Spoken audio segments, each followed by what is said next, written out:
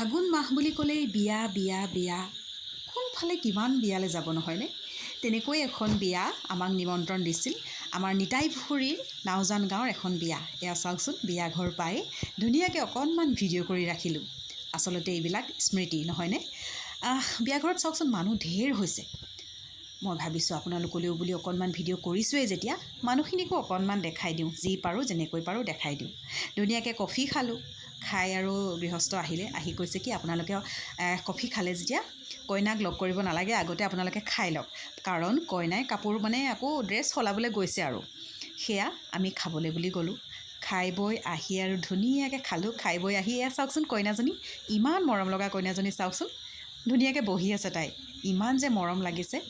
তাৰপিছত তাইৰ পৰা চফ কেইটামান ল'লোঁ আৰু যুগ্ম জীৱনৰ বহুত বহুত শুভেচ্ছা দিলোঁ শুভেচ্ছা দি মেলি আপোনালোককো দেখালোঁ আৰু আপোনালোকে আশীৰ্বাদ কৰিব তাই যাতে যুগ্ম জীৱন খুব সুন্দৰকৈ যায় আৰু ধুনীয়াকৈ আশীৰ্বাদ দি মেলি ঘৰলৈ বুলি ৰাওনা হ'লোঁ এয়া বিয়া ঘৰৰ পৰা ওলাইছোঁ আৰু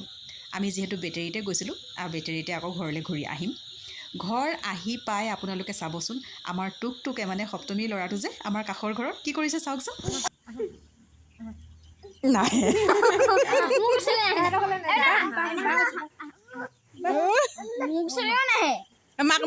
মা ওচৰলৈ যোৱা মা ওচৰলৈ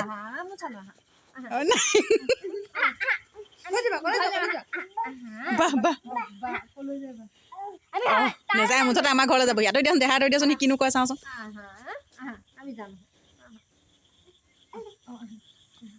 মাকক ওচৰলৈও নাযায়